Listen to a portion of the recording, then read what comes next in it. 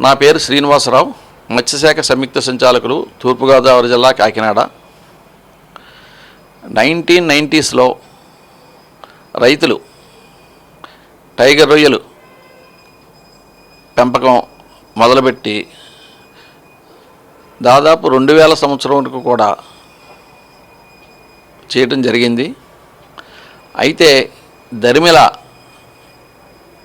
Tiger పెంపకంలో వ్యాధులు బాగా ఎక్కువగా రావడం వల్ల చాలామంది రైతులు పాలికల్చర్ వైపు మళ్ళీ చేపలతో పాటు చేప జాతులైనటువంటి బొచ్చె, శీలావతితో పాటు స్కాంపీ అనగా నీలకంఠ రొయ్యలను కూడా చెరువులో స్టాక్ చేసి పాలికల్చర్ చేసేవారు. కొద్ది సంవత్సరాల వరకు ఈ పాలికల్చర్ అనేది లాభదాయకంగానే జరిగింది. దరిమిల ఈ స్కాంపీ రొయ్య పిల్లల ఇన్బ్రీడింగ్ వల్ల, అంటే ఈ చెరువులో పెరిగినటువంటి స్కాంపీ రొయ్యలనే తల్లి రొయ్యలుగా తీసుకొని హ్యాచరీ వారు పిల్లలు ఉత్పత్తి చేసి రైతులకు సరఫరా చేయడంతో ఇన్బ్రీడింగ్ వల్ల సైజు తగ్గిపోయి సకాలంలో ఎదుగుదల సరిగా లేక రొయ్యలు ఈ రైతులు మిశ్రమ పెంపకంలో, ఈ పాలికల్చర్లో స్కాంపీ రొయ్య పిల్లలను స్టాక్ చేయడం మానివేయడం జరిగింది. అయితే ఇటీవల సేఫా భువనేశ్వర్ వారు వేరువేరు నదుల నుండి సేకరించినటువంటి ఆడ మగ స్కాంపీ రొయ్యల నుండి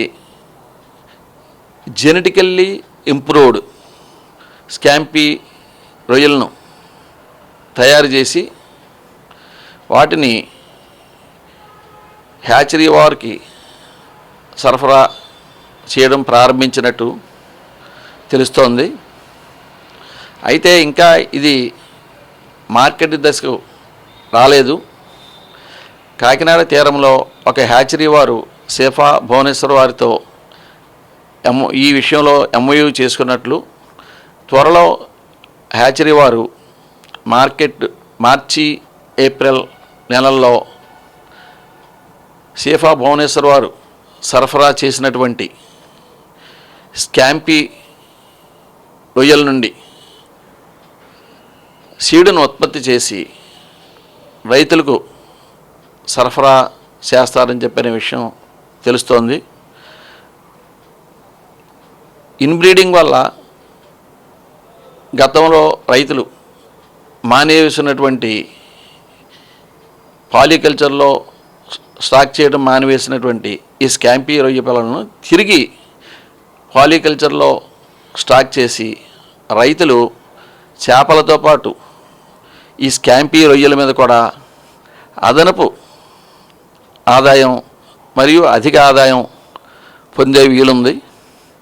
త్వరలో రైతులకి ఈ అవకాశం లభిస్తున్నట్టు మనం సేఫా భువనేశ్వర్ వారి ద్వారా మనకి సమాచారం. టైగర్ రొయ్యలతోని, అలాగే ప్రస్తుతం చేస్తున్నటువంటి వెనామీ రొయ్యల కల్చర్లో కానీ ఉన్నటువంటి వ్యాధులు ఈ స్కాంపీ రొయ్యలకు ఉండవు.